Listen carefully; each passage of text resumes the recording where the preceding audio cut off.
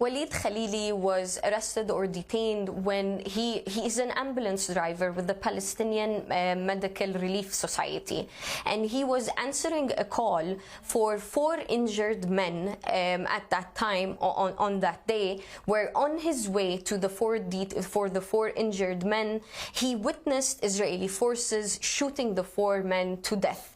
So when his mission was a rescue mission in order to transfer the injured Palestinian men to hospital, it turned into detention. And the testimony Walid Khalili gave us, myself, it was extremely harrowing to understand. He said immediately when the blindfold was removed, he saw hundreds, he said dozens of Palestinian detainees being suspended from chains that are connected to the ceiling of the warehouse in Sdei Timan. He saw the men wearing diapers and not being fully clothed or properly clothed, suspended by chains. And then he understood where these screams and sounds of torture are coming from.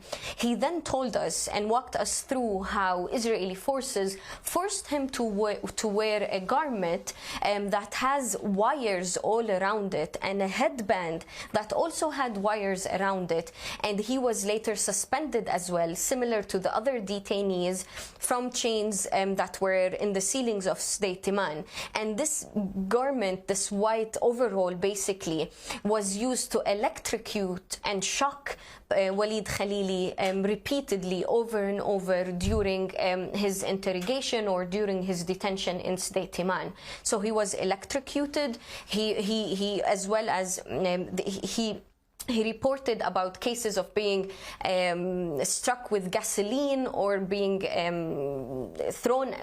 gasoline being thrown at him. He also, during his transfer not to Sdei Timan but a different detention facility in Naqab authorized by the Israeli prison services, he had a Palestinian male detainee sit next to him who was visibly bleeding from his bottom area, and the man told Walid Khalili that he was subjected to rape by 3 soldiers who raped him with an M16 assault rifle during the strip search and during his interrogation. So unfortunately, at the end of the interview, when I was speaking with Walid Khalili, he was pleading for us, pleading for the international community to really understand what the situation is for Palestinian detainees. It's sexual violence, it's rape, it's medical neglect, it's deprivation of food, and it's all happening all at once, non-stop.